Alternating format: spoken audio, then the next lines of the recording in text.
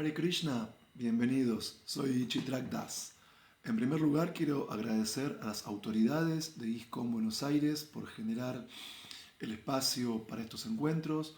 También quiero agradecer a los miembros de nuestra comunidad que de manera sincrónica y diacrónica están presentes en estos encuentros.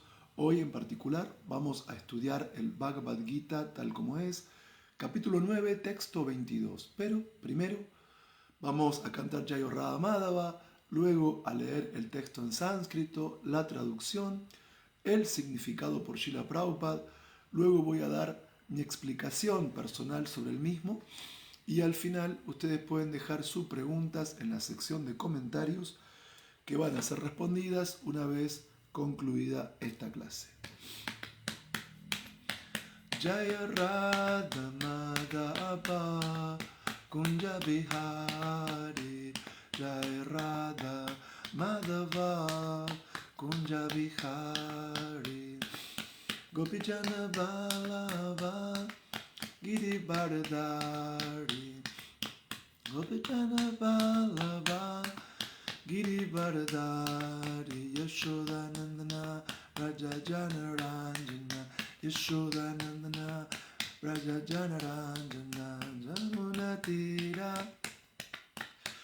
Vanachari, Jamuna Tira Vanachari, Jai Radha Madhava Kunja Vihari, Jai Radha Madhava Kunja Vihari, Gopijana Vallabha Giri Vardari, Gopijana Vallabha Giri Vardari, Yashodanandana Raja Janaranjana, Yashodanandana Raja Janaranjana, Jamuna Tira Vanachari, Jamuna Tira Vanachari, Jai Radha Madhava Kunja Vihari, Jai Radha Madhava Kunja Vihari,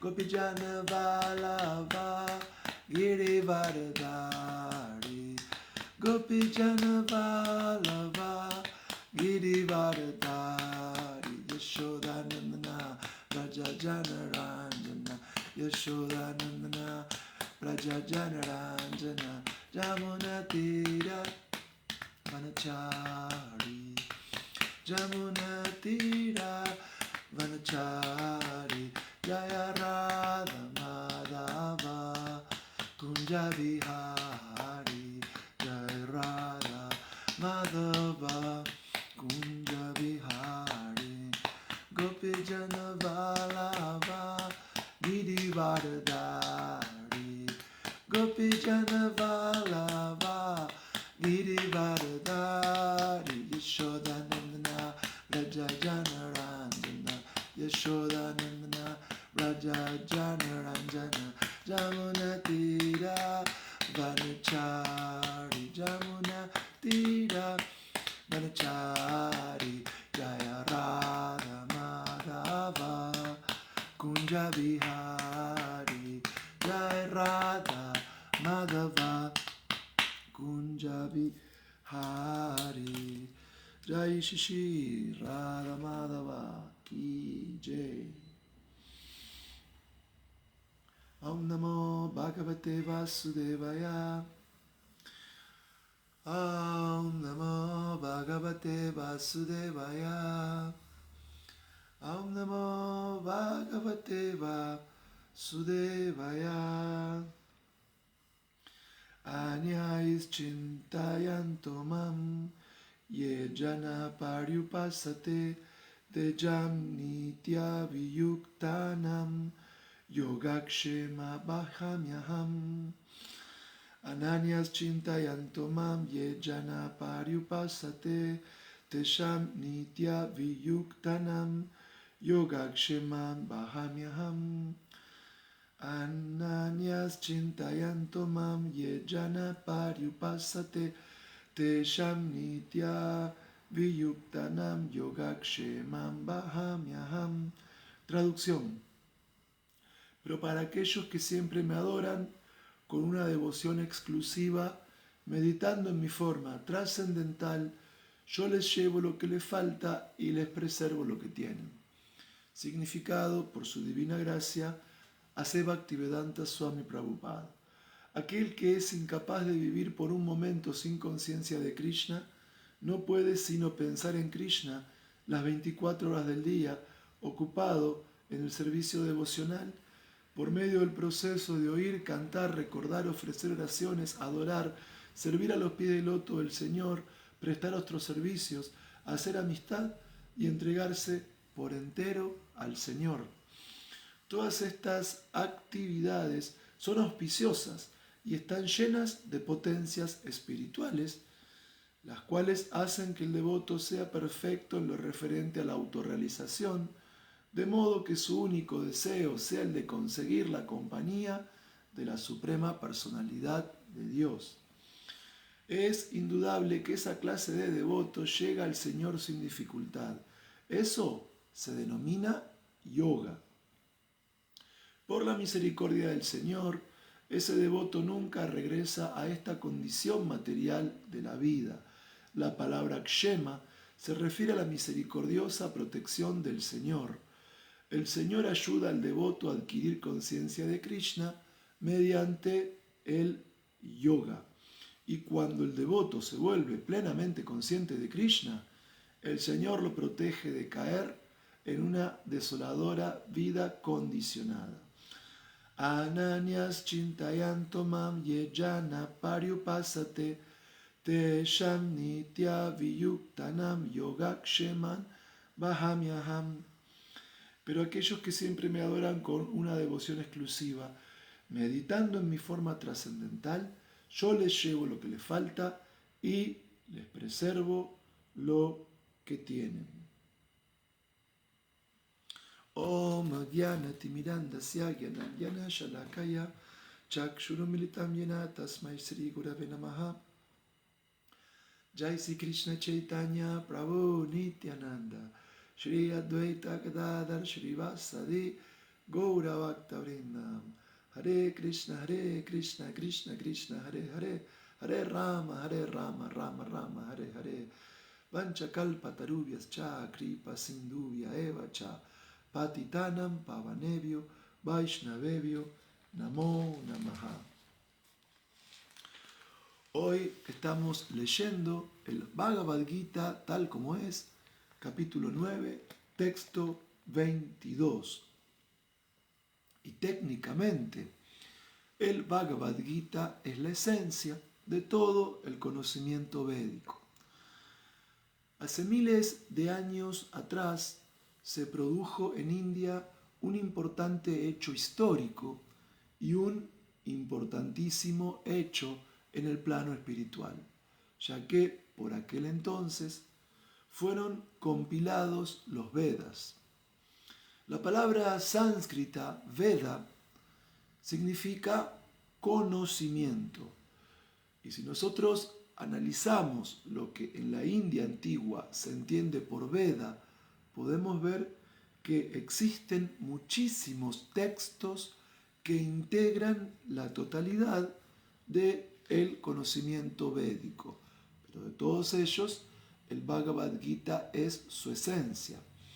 Y cuando analizamos los 18 capítulos del Bhagavad Gita, los 700 textos de esta obra, en la que se desarrolló el diálogo filosófico y religioso entre Krishna y Arjuna, y si también analizamos el conjunto de estos textos milenarios en sánscrito, que son conocidos como Vedas, podemos ver que a nivel general en los Vedas y en el Bhagavad Gita en particular, se presentan diferentes procesos de avance espiritual.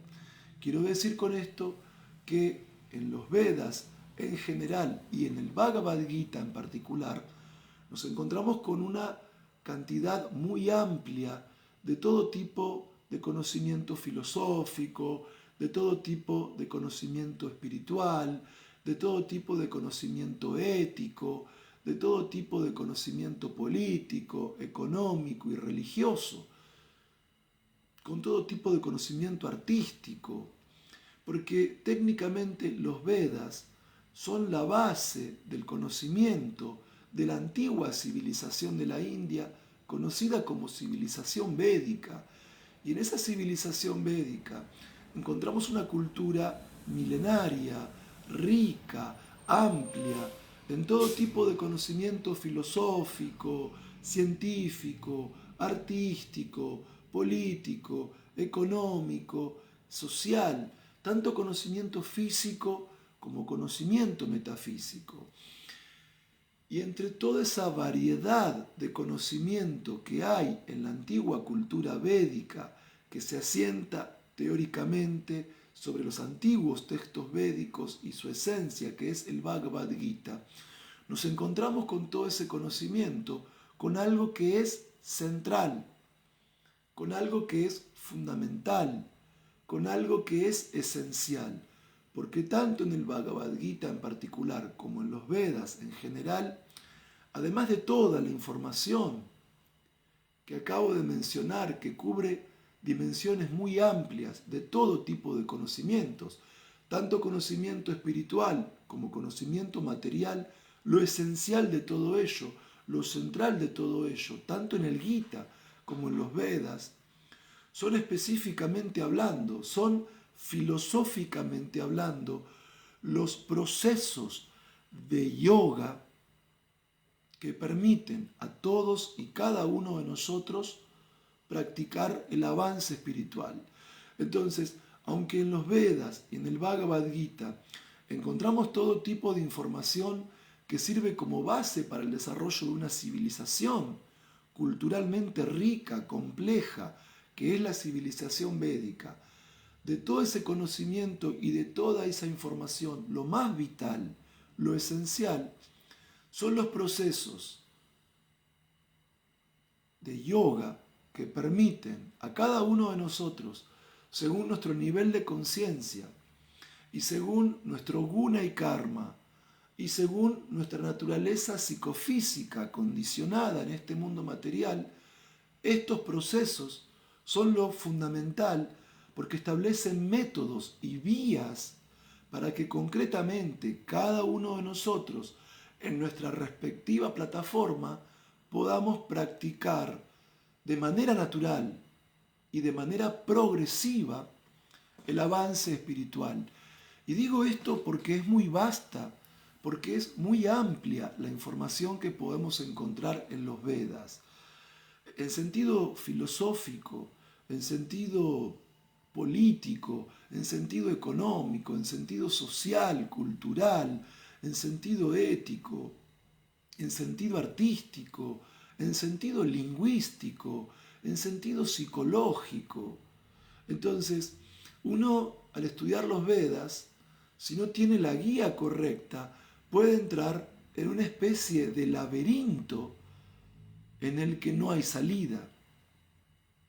Pero cuando tenemos la guía del maestro espiritual y cuando tenemos la guía de la Acharya, entendemos que lo importante del Bhagavad Gita y del conocimiento védico es realmente los procesos de yoga que nos permiten, en función de la naturaleza particular que cada uno de nosotros tiene, poder avanzar en la vida espiritual. En el Bhagavad Gita y en los Vedas se describen procesos de yoga, se describen métodos de avance espiritual y todos ellos son genuinos, todos ellos tienen un fundamento, pero también entre ellos hay una jerarquía. Entonces, al estudiar en general los Vedas y al estudiar en particular el Bhagavad Gita, nos encontramos con esta posibilidad de crecer material y espiritualmente. Nos encontramos con la posibilidad de elevar nuestra conciencia. Nos encontramos con la posibilidad de poder desarrollar la mejor versión de todos nosotros. Nos encontramos con la posibilidad de despertar a un plano más elevado de vida que nos permite desarrollarnos materialmente, afectivamente, moralmente, intelectualmente y espiritualmente, a través de la práctica de diversos procesos yógicos. Y cuando estudiamos en general los Vedas y en particular el Bhagavad Gita, vemos que todos estos procesos yógicos que son autorizados, que son genuinos y que conducen al avance en todo sentido y principalmente de manera esencial al avance espiritual, en cada uno de estos procesos yógicos hay diferentes objetos de meditación. Hay diferentes aspectos de la verdad absoluta para que concentremos nuestra mente, nuestra inteligencia y para que desde la concentración, una vez que desarrollamos este proceso, surja la meditación profunda.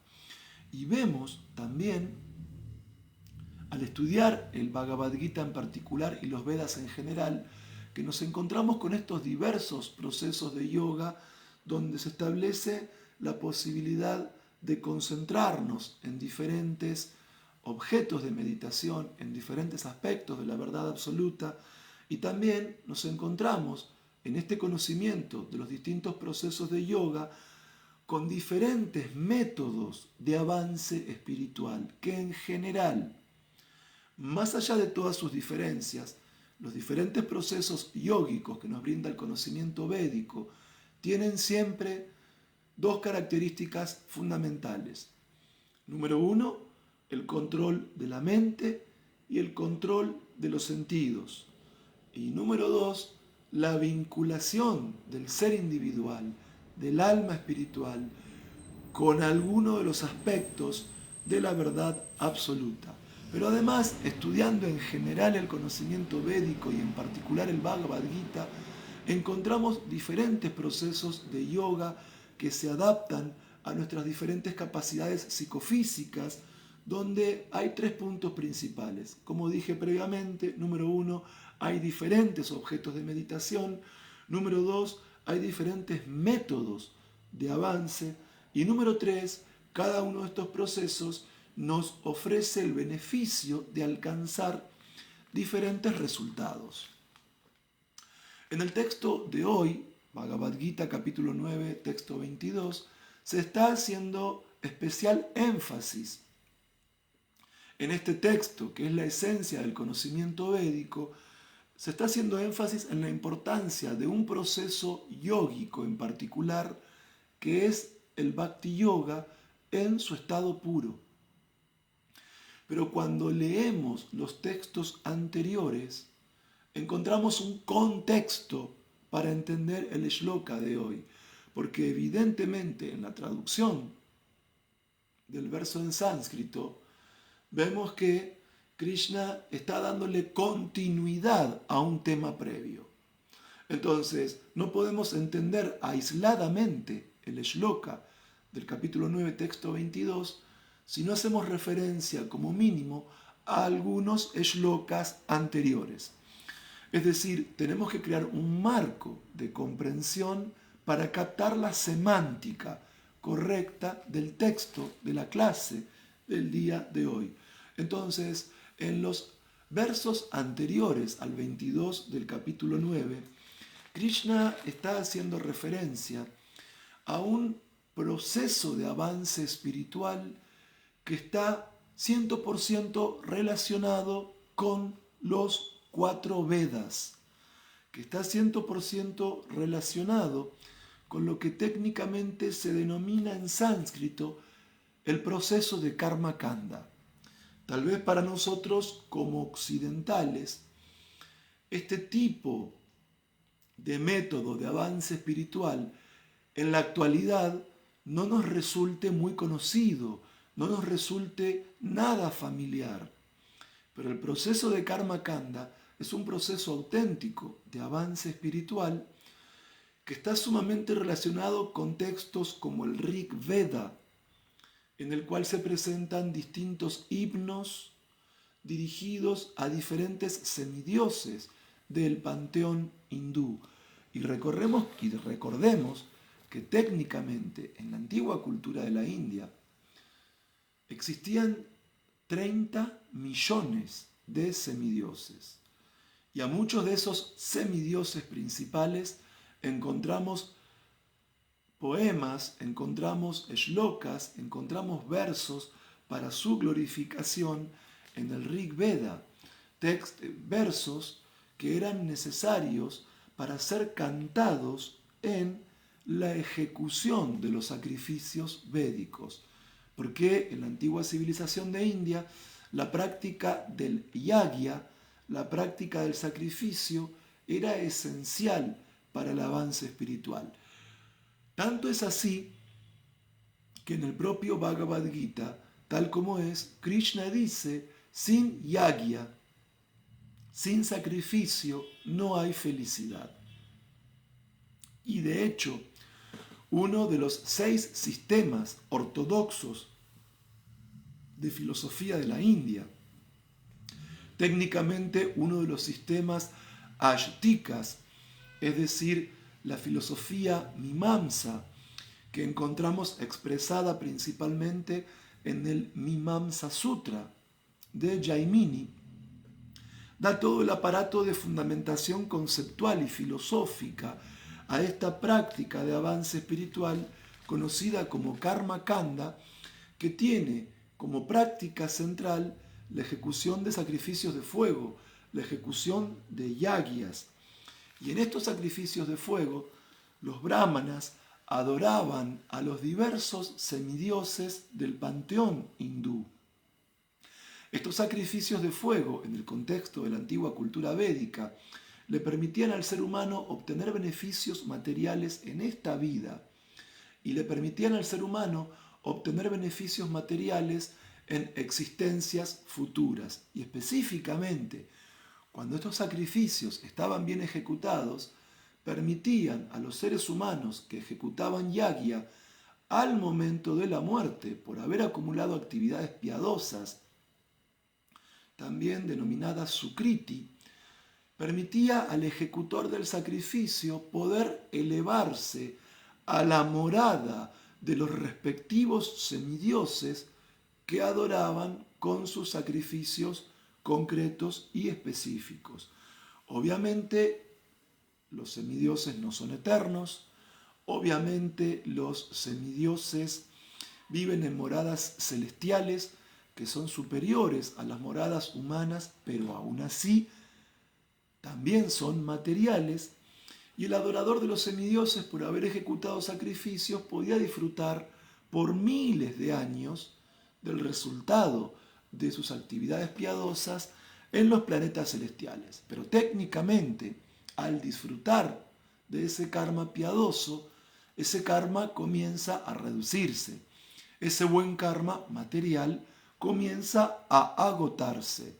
Y una vez que se acaba todo ese crédito kármico que en la tierra adquiría el adorador de semidioses por sus actividades piadosas y por la ejecución de yagyas, cuando ese karma piadoso se agota, el adorador de semidioses tiene que volver a la tierra o a planetas del mismo nivel de la tierra para poder volver a ejecutar sacrificios, volver a ascender a planetas celestiales, volver a caer y continuar con ese ciclo repetidamente una y otra vez.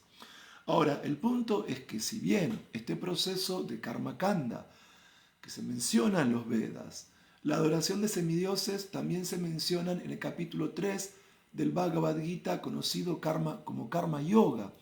Krishna dice que por la práctica del yagya y por la cooperación entre hombres y semidioses puede reinar la prosperidad material en el universo, porque del yagya, de los Vedas, surge la práctica del yagya. Del yagya se produce la lluvia, de la lluvia se producen los vegetales, y de los vegetales se producen la alimentación tanto para los animales como para los seres humanos, y de ahí el bienestar material y la prosperidad en todas sus formas. Ahora bien, el punto es que aunque este proceso de karma kanda que se menciona en los Vedas y se menciona en el Bhagavad Gita, que es un proceso autorizado, reconocido y genuino, la realidad es que el avance espiritual en sentido trascendental es muy escaso, porque este proceso solamente nos lleva a la ejecución de actividades piadosas, nos lleva al disfrute en planetas celestiales, y luego que se acaba el karma piadoso, caemos de esos planetas para tener que volver a acumular ese karma mediante la ejecución de yagya. Y por lo tanto, aunque este proceso es genuino y es válido para personas sensuales, para personas pasionales, para personas que como única meta de la vida religiosa pueden concebir el disfrute material y no algo más avanzado, hay que aclarar que técnicamente este proceso del karma kanda nos mantiene atados al samsara, porque la adoración de semidioses nos mantiene dentro del ciclo del nacimiento, de la vejez, de la enfermedad y de la muerte. Pero luego de explicar este proceso del karma kanda en textos previos, en el capítulo 9 del Bhagavad Gita, texto 22, Krishna está presentando ante Arjuna otro proceso de avance espiritual que es mucho más elevado y que técnicamente se denomina en sánscrito como Bhakti Yoga. Entonces, Srila Prabhupada es muy analítico en el significado y nos explica los diferentes procesos del Bhakti Yoga, nos explica la mentalidad de quien practica Bhakti Yoga y también nos explica el resultado de quien practica Bhakti Yoga. Entonces, en primer lugar, en la práctica del Bhakti Yoga, tal como leemos en el significado, hay que trascender la noción de el yo material centrado en el cuerpo. Hay que trascender la noción del yo, hay que trascender la noción del yo material centrado en la mente, centrado en la inteligencia o centrado en el ego. Hay que trascender esa tendencia sensual, material, interesada y fruitiva de adorar semidioses, porque el primer requisito que tiene el Bhakti Yoga es que elevemos nuestra conciencia al plano de conciencia de Krishna. Es decir, el Bhakti Yoga no solo requiere actividades más elevadas, el Bhakti Yoga también requiere una mentalidad más elevada, que técnicamente en el significado de hoy se denomina como conciencia de Krishna, conciencia de que Krishna no es un personaje importante de la historia, del pasado, cuyas palabras o acciones quedaron registradas en los textos védicos.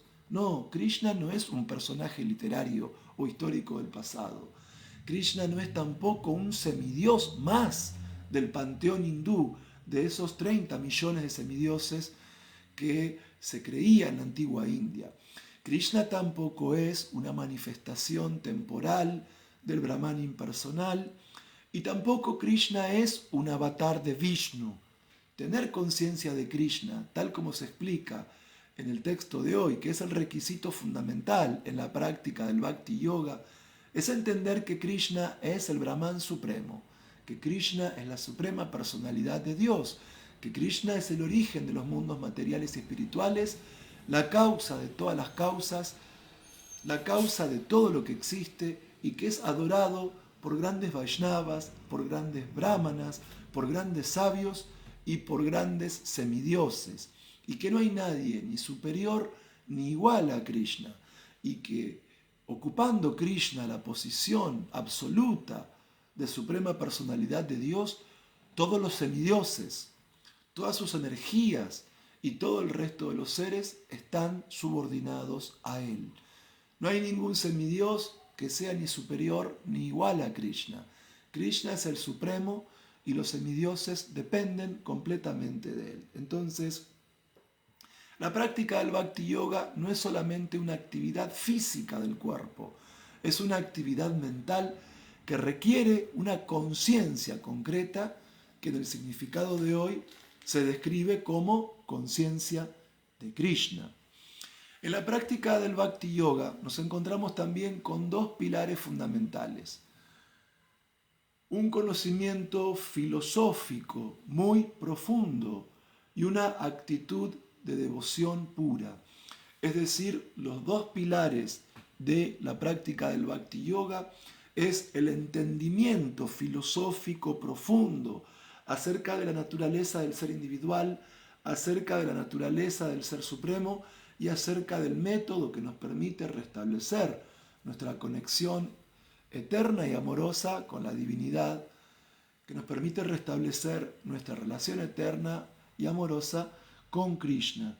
Y a su vez, esto no queda en un plano de análisis conceptual o de análisis puramente filosófico o de planteamientos puramente teóricos, sino que esto lleva a una devoción que requiere acciones prácticas. Esto requiere el desarrollo de un amor por la divinidad suprema, que se logra a través de lo que se denominan los 9 procesos de la práctica del Bhakti Yoga, que comienzan con el proceso de Shravanam, Kirtanam, Smaranam, es decir, oír, cantar y recordar acerca del nombre, de la forma, de las cualidades y de los pasatiempos de Krishna.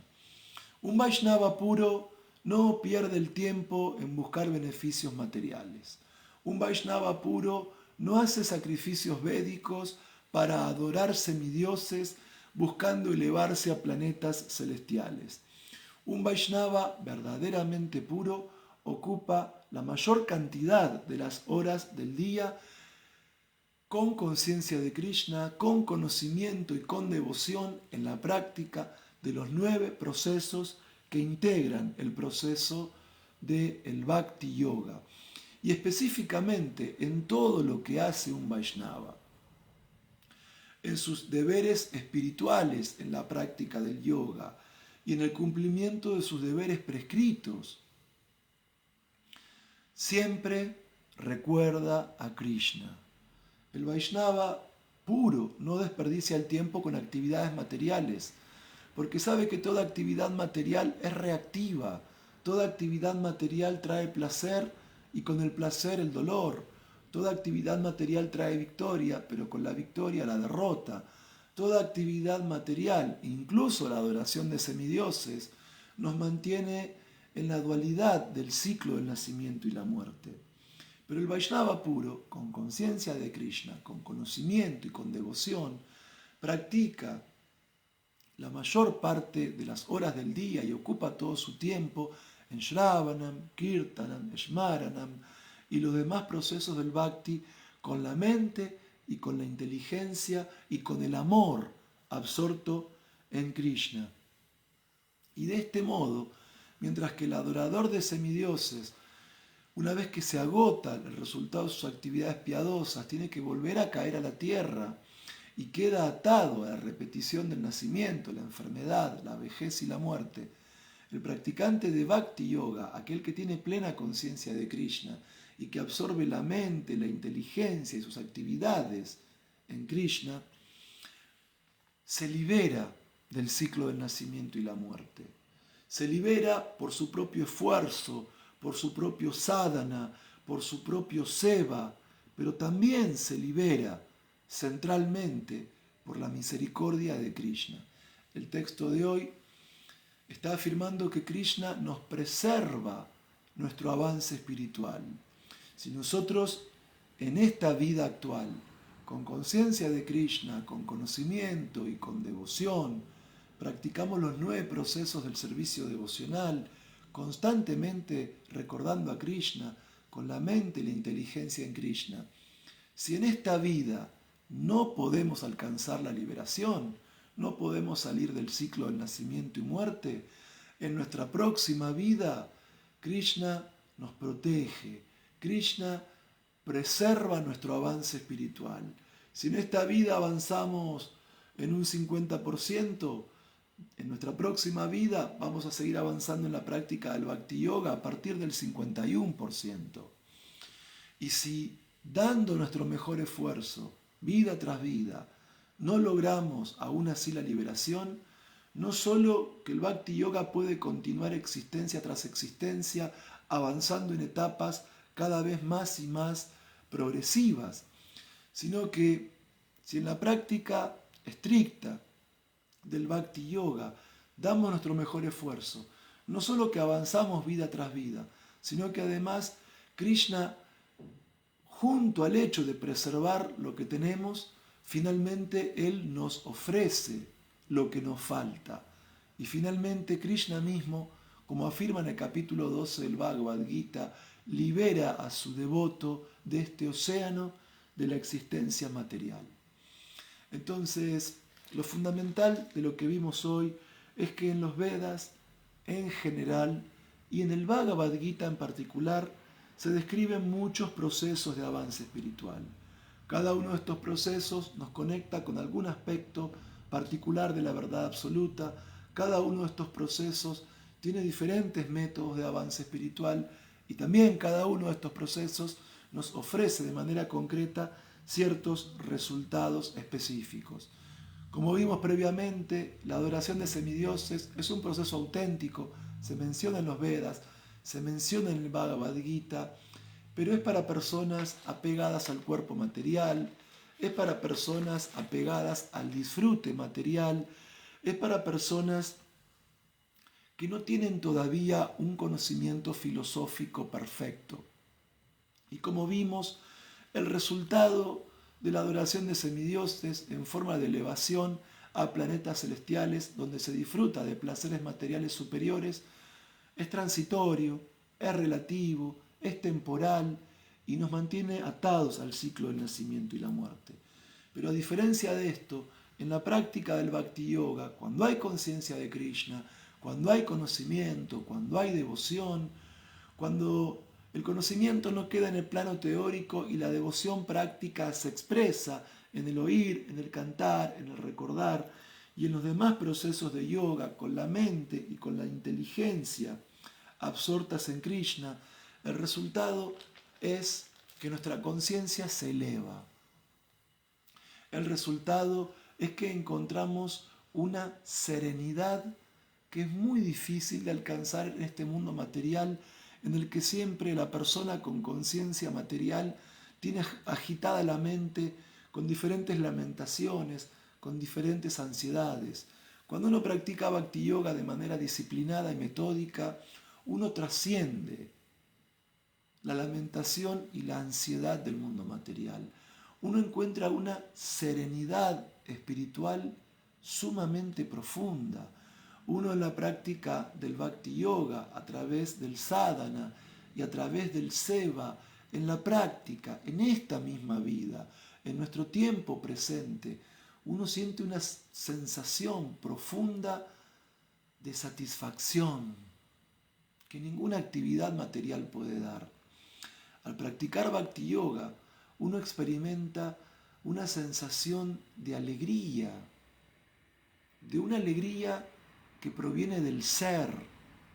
En la práctica del Bhakti Yoga, esa alegría se eleva al plano de la felicidad. Esa felicidad se eleva al plano del éxtasis. Es decir, en la práctica del Bhakti Yoga puro, uno encuentra un placer que está más allá de cualquier concepción material y uno encuentra un placer que es completamente trascendental y que supera cualquier tipo de placer material conocido.